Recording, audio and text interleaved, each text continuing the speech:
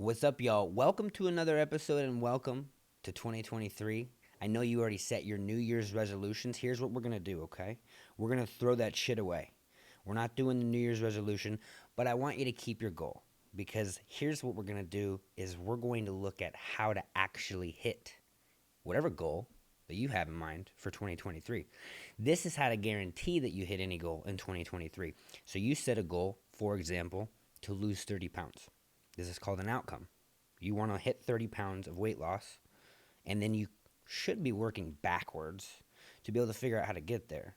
And the idea behind the 30 pounds, let's say it's the SMART goal. SMART goal, we should know, is a specific goal, measurable goal, attainable goal. It's got to be realistic, and the timetable has to make sense.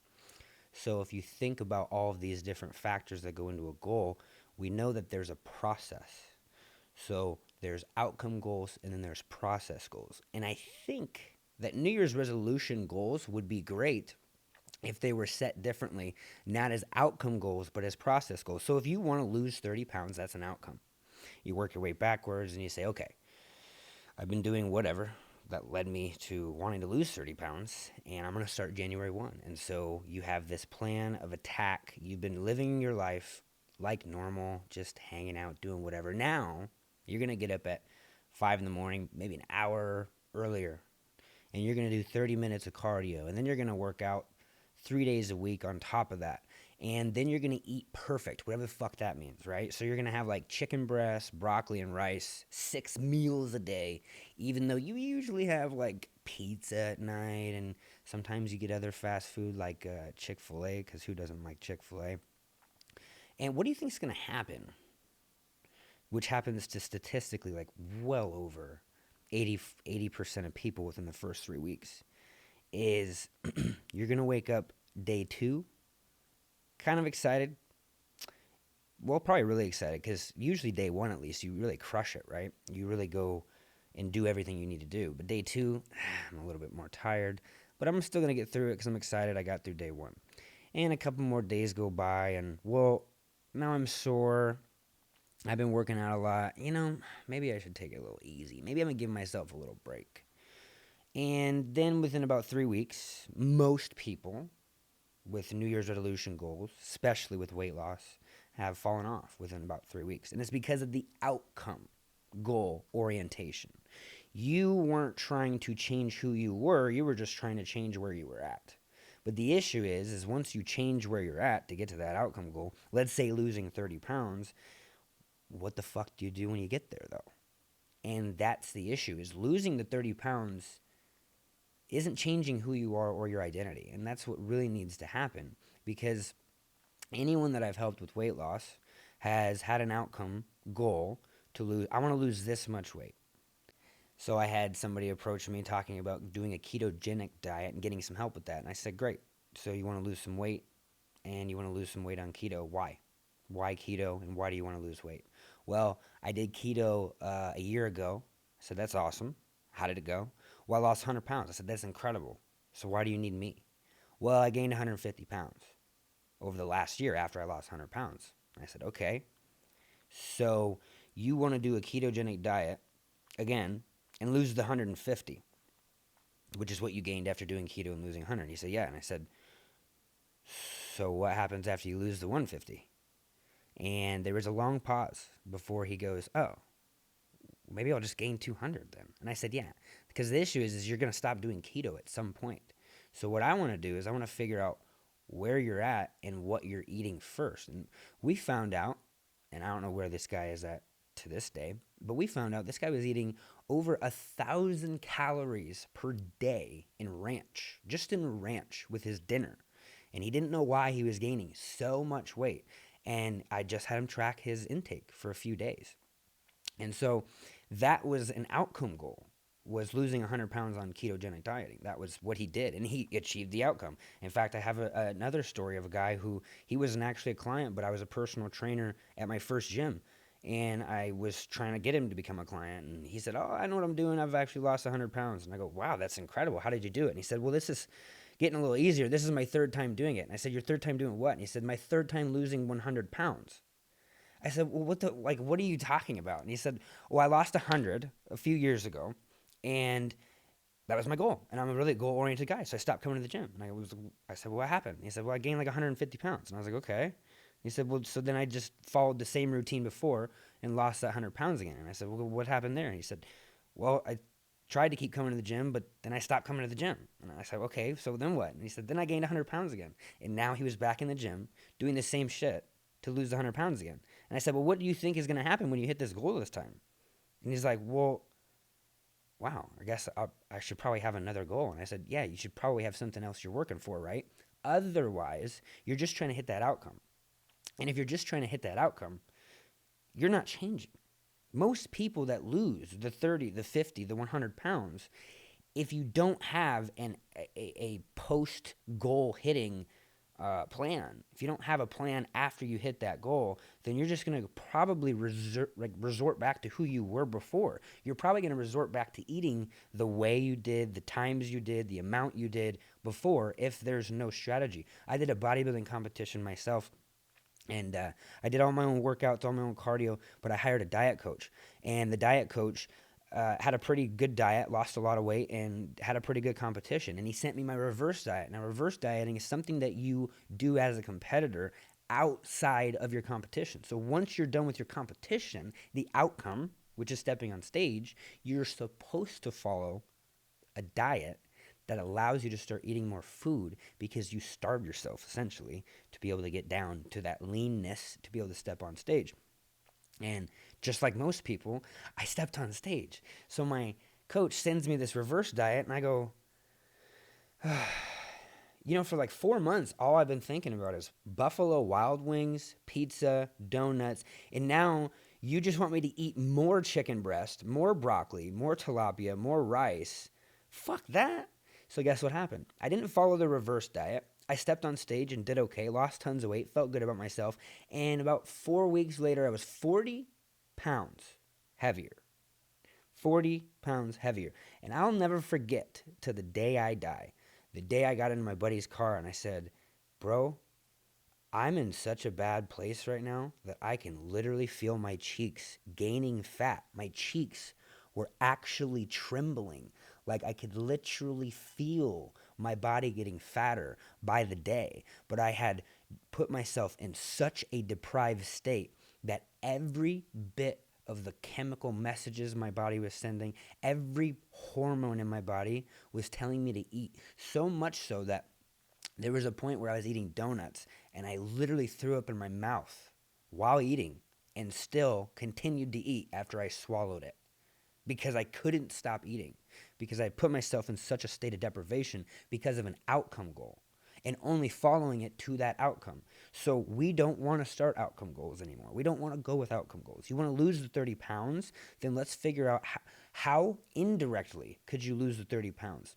Most clients that hire me to come in home and train them, they go, I want to lose 30 pounds. I say, well, that's great.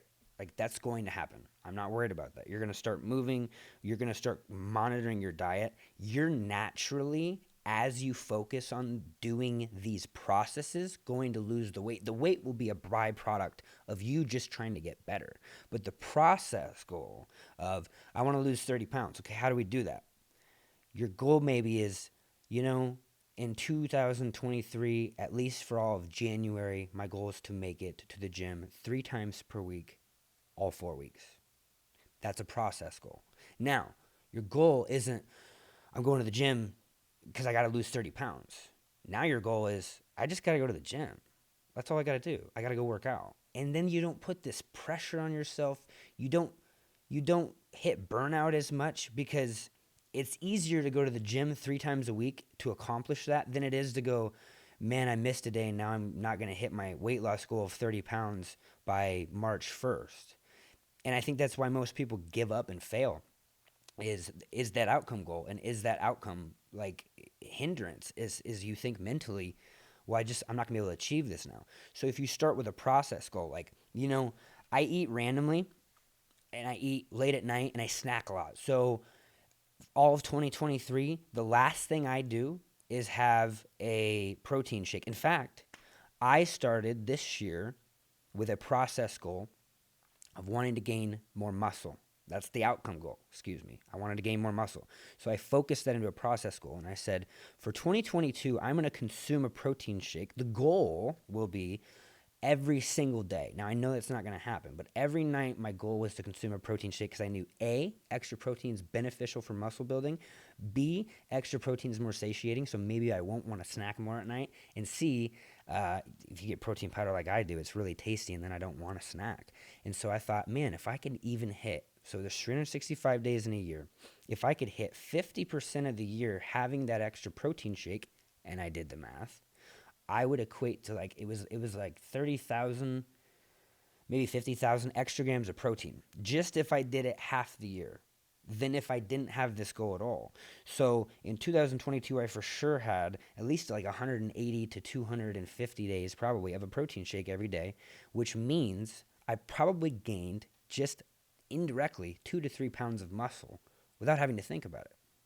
Now, because I made this goal with those discrepancies.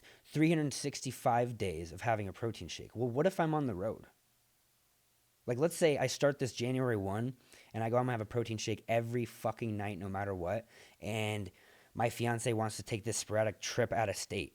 And I forgot protein, forgot a shake, whatever. Didn't happen. And then, like we're in 3 weeks into January and it's like January 21st and I go, I didn't have my shake last night, so what's the point of continuing? So for me, I said I'll probably be able to do that 50% of the year.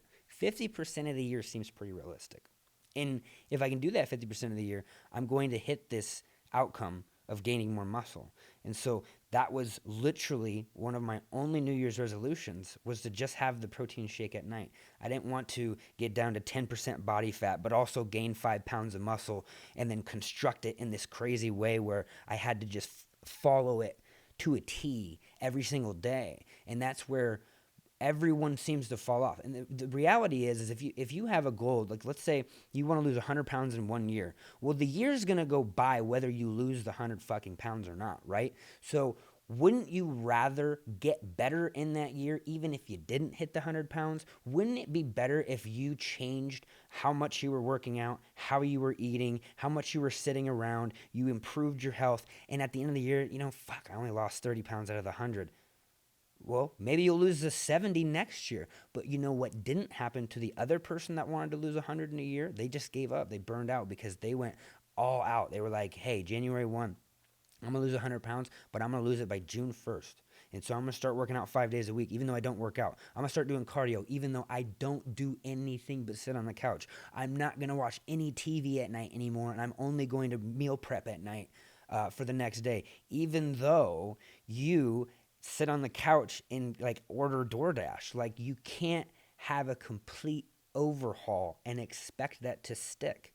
And that is why almost everyone always fails New Year's resolutions. That's why most people clear out of the gyms in 3 weeks. That's why most of your goals of wanting to be better, wanting to make more money, wanting to lose weight fail, is because you try so hard to change your entire identity without changing who you are. Instead of starting with smaller goals, the person who lost the 30 pounds or the person who lost the 100 pounds you had to maintain that. If you lose 100 pounds, you can't be who you are anymore, because that's what got you to the 100 pounds. So it's like, I want to lose 100 pounds and then what? Go right back to sitting on the couch most days of the week. Go right back to, scrolling as much as I do. Go right back to watching TV as much as I do. No, you're a different person when you lose that weight. So you have to become the different person now. And how you start is by understanding that how you do anything is how you do everything. The little things, those little habits, those little day-to-day things define you leaps and bounds more than just the outcome of losing the 100 pounds. There's a reason that you got to who you are today that wants to lose that weight. And that person has to change. You have to change what you're doing day to day. And I promise you, if you start looking at the little habits and the little processes that you do, if you start kind of controlling this guy up here, starting to think about, why do I think the way I think? Oh, I feel hungry. Normally when I feel hungry, I just go grab a bag of chips. But Do I need to eat if I feel hungry? Is that my body telling me I'm dying? Or is that just because the clock says noon and I work in a cubicle and Bill always goes and grabs his sack lunch? And so for some reason, I see him get up and I go, ooh, I'm hungry. Is your body hungry? Or are you mentally just in this habitual process? You have to realize where you're at before you can get to where you want to go. So instead of setting the outcomes, start looking at your process. Start looking at what you habitually do day in and day out. And I guarantee you will hit any goal you want to hit this year in 2023. Catch you next time.